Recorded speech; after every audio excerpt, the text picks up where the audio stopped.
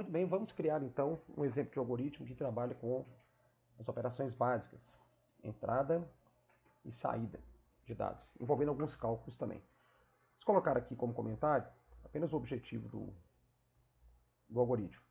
Então, esse é um algoritmo que vai ler uma temperatura na escala Celsius, vai calcular e mostrar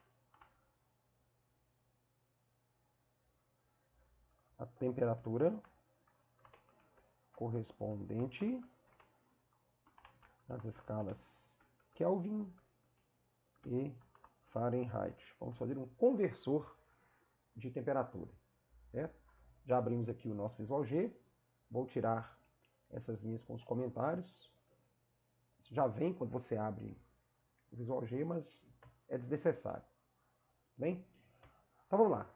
Na seção var, faremos a declaração das variáveis. As variáveis que são aqueles espaços na memória que serão usados para armazenar dados recebidos e ou produzidos durante a execução do algoritmo. Vamos criar aqui então uma variável chamada Celsius, outra variável chamada Kelvin e outra variável chamada Fahrenheit. As três serão declaradas como sendo do tipo real. O tipo real é aquele que permite que o valor da variável seja formado por um número que pode ter casa decimal, correto? A variável Celsius para receber a temperatura que será digitada e as variáveis Kelvin e Fahrenheit receberão os valores dos cálculos que vamos descrever em breve aqui para o algoritmo executar. Tudo bem? Bom, a primeira coisa que o algoritmo tem que fazer é solicitar a digitação da temperatura Celsius. É o nosso dado de entrada. Então, vou utilizar aqui o comando escreva como uma mensagem. Digite a temperatura em Celsius.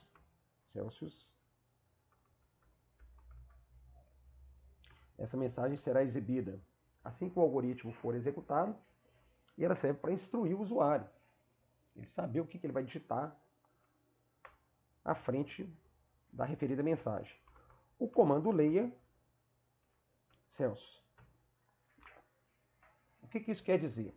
Quando o algoritmo executa o comando leia, ele fica aguardando a digitação de um valor. Esse valor tem que ser armazenado numa variável. Afinal de contas, é para isso que ela serve. Armazenar valores recebidos ou produzidos durante a execução do algoritmo. Correto? Então eu declarei aqui a variável Celsius e aqui eu estou utilizando ela como uma variável de entrada. Ou seja, ao executarmos o algoritmo, o comando escreva mostra na tela a frase que especificamos e o comando leia fica aguardando a digitação de um valor. Valor este que, quando for devidamente informado, será transferido para a variável. Vocês podem perceber aqui, ó, na hora que eu apertar o Enter, a variável Celsius, que está com 0, vai receber o valor 123. Aí nós temos essa área de variável de memória, que é uma simulação de como fica a memória do computador no que diz respeito à utilização das variáveis declaradas no algoritmo. Correto? Então, percebam que a variável Celsius recebeu o valor que foi digitado. Isso é importante por quê? Porque para o algoritmo fazer as conversões e obter os resultados desejados, nós teremos que montar cálculos. Kelvin recebe Celsius mais 273. Uma rápida pesquisa na internet, eu verifiquei que para converter uma temperatura Celsius para a escala Kelvin, basta somar 273 ao seu valor. Então, a gente escrevemos aqui a fórmula, destacando que eu estou utilizando as mesmas variáveis que foram declaradas aqui em cima. Já o cálculo para converter o Kelvin Celsius em Fahrenheit é um pouquinho maior. 1,8 vezes temperatura Celsius mais 32. Mais 32, está aqui. Então, nesse momento, o que a gente descreveu? O processamento que o algoritmo tem que executar. Após perguntar a temperatura Celsius armazenando esse valor, ele vai efetuar esse cálculo. Depois ele vai efetuar esse cálculo. Então vamos dar uma olhada aqui no quadro de variáveis. O que vai acontecer? Vou mandar rodar o algoritmo.